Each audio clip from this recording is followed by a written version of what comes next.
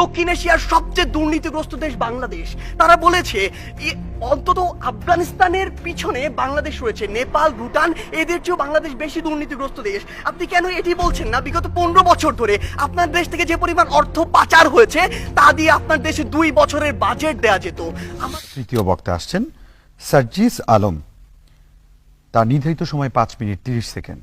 ধন্যবাদ বিজ্ঞ বিচারক মণ্ডলী। বিজ্ঞ বিচারক মণ্ডলী, আজকে পক্ষ দলের তৃতীয় বক্তা যেখানে শেষ করেছে সেখান থেকে শুরু করতে চাই।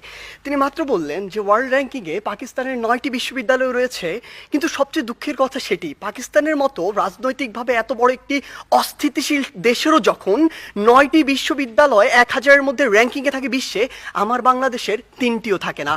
আমার বাংলাদেশ এ কারণেই সফলতম হতে পারে না।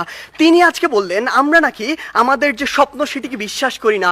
আমরা একটি দেশ নিয়ে যখন কথা বলবো তখন শুধু স্বপ্নের উপরে ভর করে থাকতে পারি না, ওই আবেগ দিয়ে চালিত হতে পারি না।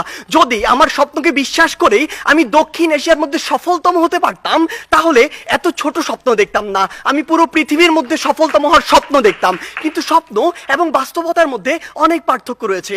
আজকে তাদের 3 বক্তা যে তথ্যগুলো দিয়ে গেলেন, তাদের তথ্য অনুযায়ী 1971 থেকে আজকে 2022 সালে এসে বাংলাদেশ প্রত্যেকটি ক্ষেত্রে উন্নত হয়েছে। হ্যাঁ, আমরা বিশ্বাস করি উন্নত হয়েছে, কিন্তু দক্ষিণ এশিয়ার অন্যান্য দেশ কিংবা পৃথিবীর অন্যান্য দেশ কি বসে রয়েছে?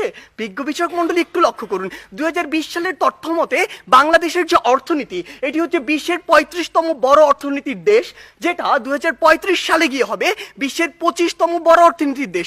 বাংলাদেশের উন্নতি হচ্ছে, হবে। আপনি যদি ভারতের দিকে তাকান, ভারত বর্তমানে বিশ্বের 7ম বড় অর্থনীতির দেশ, 2035 সালে গিয়ে ভারত হবে বিশ্বের 3য় বড় অর্থনীতির দেশ। ভারত আপনার দিকে তাকিয়ে বসে রয়েছে না, দক্ষিণ এশিয়ার অন্যান্য দেশ বসে থাকছে না, পৃথিবীর অন্যান্য দেশগুলো বসে থাকছে না। আমাদের কথা হচ্ছে যখন আমরা দক্ষিণ এশিয়ার সফলতম হতে চাইবো, আমাদের সামনে যে একটি ব্যারিয়ার রয়েছে ভারত, সেটিকে আমাদের টপকে যেতে হবে। কেন আমরা যেতে পারবো না, কোথায় কোথায় সে বাধাগুলো রয়েছে সেগুলো নিয়ে আজকে আমরা কথা বলবো। তারা আজকে বললেন আমরা আন্তর্জাতিক অনেক স্বীকৃতি পেয়েছি। হ্যাঁ, আমরা অসংখ্য স্বীকৃতি পেয়েছি, কিন্তু আপনি এটি কেন বলছেন না যে ট্রান্সপারেন্সি ইন্টারন্যাশনাল 2021 সালে বলেছে দক্ষিণ এশিয়ার সবচেয়ে দুর্নীতিগ্রস্ত দেশ বাংলাদেশ। তারা বলেছে অন্তত আফগানিস্তানের পিছনে বাংলাদেশ রয়েছে, নেপাল, ভুটান এদের চেয়েও বাংলাদেশ বেশি দুর্নীতিগ্রস্ত দেশ। আপনি কেন এটি বলছেন না? বিগত 15 বছর ধরে আপনার দেশ থেকে যে পরিমাণ অর্থ পাচার হয়েছে তা দিয়ে আপনার দেশে 2 বছরের বাজেট দেয়া যেত। আমাদের সমস্যাগুলো এই জায়গায়। আপনি শিক্ষা নিয়ে কথা বলছেন, বাংলাদেশের শিক্ষা খাত যদি লক্ষ্য করুন, পৃথিবীর কোনো মধ্যম আয়ের দেশ, স্বল্প উন্নত দেশ কিংবা উন্নত দেশে জিডিপির মাত্র 2% শিক্ষা খাতে বরাদ্দ দেওয়া হয় না, বাংলাদেশে মাত্র 2% দেওয়া হয়। শুনে অবাক হবেন, এই 2%-এর অধিকাংশই চলে যায় আমাদের ওই শিক্ষক, কর্মকর্তা, কর্মচারীদের বেতন দিতে।